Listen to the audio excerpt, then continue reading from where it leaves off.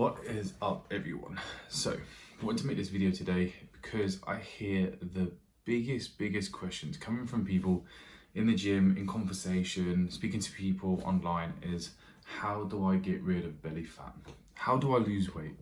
Now, I'd love to be able to come and say that there is a fantastic exercise that you can do 5 times a week that will shred body fat away. Unfortunately, it just doesn't exist. So I'm going to talk to you about how do we lose body weight? How do we lose body fat? And the over resounding answer is always going to be in a calorie deficit. How do I know if I'm in a calorie deficit? Well, there's multiple strategies and ways to do this. First of all, don't look for a diet, don't look for a hack, don't look for some kind of like keto diet, don't look for any kind of like over restrictive diet, don't join Slim and Well, don't join Weight Watchers. All of that can lead to eating disorders, in my opinion, and I've seen it happen time and time again. There's nothing wrong with keto by itself as a method, but is it long-term sustainable? In my experience, in my opinion, no, it's not. Some people may need to, some people can do. I'm not saying that it is without its benefits, but overall, we need to find a healthy balance in good whole nutrients. What do I mean by that? Good sources of fat, good amounts of proteins, which we undereat massively. We need to have also good sources of carbohydrates, especially if we are looking to train and become stronger in the gym, or if we have an athletic purpose where performance is quite important. That then leads to obviously having good energy levels overall and not just dieting too hard or too aggressive and crashing and burning with serious mood fluctuations as well. So first off, let's talk about why. Why are we overweight? It could be your relationship with food, could be multiple other psychological factors. It could also be the fact that we, I know especially here in the UK as a nation, maybe in other parts of the world and other countries, we get pushed heavily processed foods. You only need to go for a drive and have a look at the street signs at the bus stations and check out places where market and advertisement for things like McDonald's, KFC, Subway, all these ultra high processed foods are fine to eat in small moderation, but it gets pushed upon us heavily in marketing.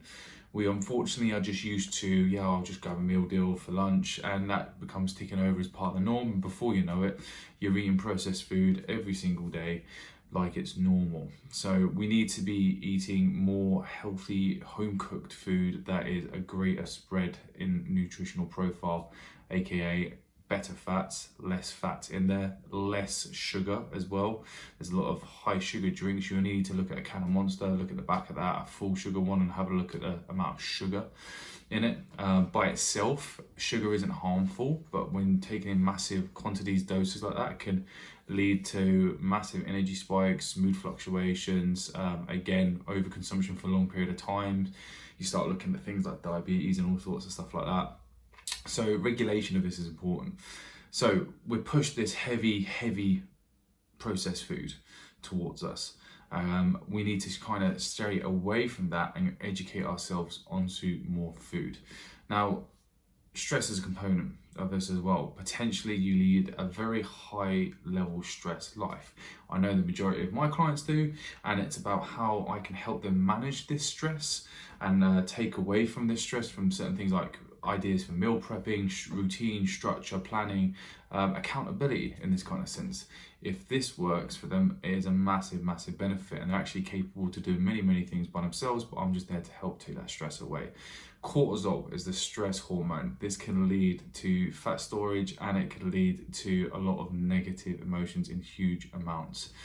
So this dealing with stress is probably going to be one of the biggest things you can do to help you lose weight. Another variation of why I'm not losing weight is my sleep is crap. Briefly, without going into too much depth for this, if you're not getting 6 to 8 hours sleep, everyone is different. We're understanding more and more now in the science background of the fitness industry how much each individual may need certain different types of sleep, amounts of different sleep. When we're looking at this from a recovery perspective and a growth perspective, if you're trying to build muscle or if you're trying to lose weight and you have an active lifestyle, you need to be getting 6 to 8 hours sleep. And moving on to hydration, again, it's proven hands down that if you are dehydrated, you are not going to perform as well, both mentally and physically in somewhere like the gym. What can we do to remedy this? Start off in smaller amounts, making sure we've got like a 2 litre water bottle with us, okay? And then make sure we drink that by the end of the day. Make sure if we need to track our sleep, what's going on there? Am I overexerting myself too much, not sleeping enough, too high of a level of cortisol, and then eating processed food? And then you wonder why you're overweight. Like, you're not taking care of yourself. You're not looking after your body. You're definitely not looking after your mind. So just to recap on that, heavily processed food, sleep patterns, cortisol, hormones, big one now. Moving to a little bit one on that later. And then hydration, sleep, big one. So moving into hormones very quickly, you can have some hormones that affect differently, such as the thyroid gland. If you have an underactive thyroid gland and has been diagnosed, please do not self-diagnose. Okay, use a doctor, a GP. I know it's hard to see them these days, okay, but you need to get it diagnosed, because if you do, then that can affect the amount of calories you may be using in your BMR when you calculate your calories. So that is a real legit thing, and that can affect it.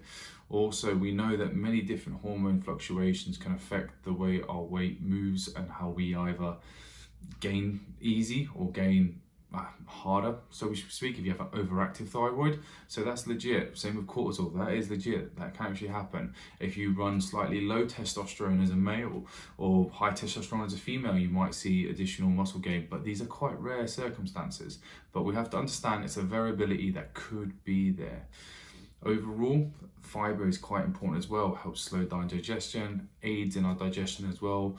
So we need to make sure we're having a decent amount of fiber. Again, how do we track all this? How do we know? Okay, we can implement strategies and balanced diet sheets.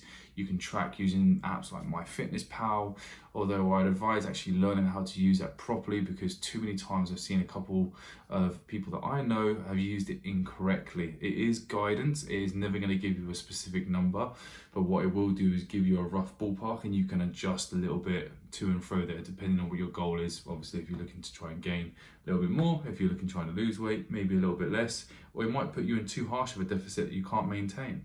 Then you might need to go a little bit above. There are a lot of reasons potentially why you might not be losing body fat or weight in general. You need to look at a spread of all of these before you make and come to the conclusion that it's just my genetics, it's just what I am, I've tried everything.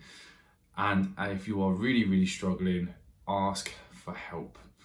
There are so many people out there willing to help. Coaches like myself, personal trainers that offer free advice, tips, consultations and programs to get you started in the right direction.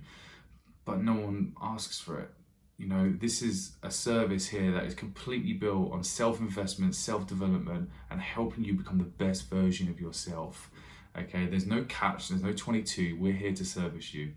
So ask for help, reach out, and if you do need it, find yourself a reputable coach that's got a good reputation, that's got a little bit of experience, knows what they're doing, and has got a proven track record in getting results. I've coached dozens, maybe hundreds of people over my 8 years of working in the industry now. And I'm safe to say that the people that get the best results are the people that adhere over the longest period of times and find the relationship with food, the gym, in the best possible spot. They don't crash course on diet for 12 weeks. They don't try and shred up in 1 month and 30-day challenges. It's a slow progress where they change small parts of their lifestyle for the better, and they end up being healthier, happier, and fitter versions of themselves. If you need anything, I've got a link in the bio. Drop me a message. I'll be happy to help.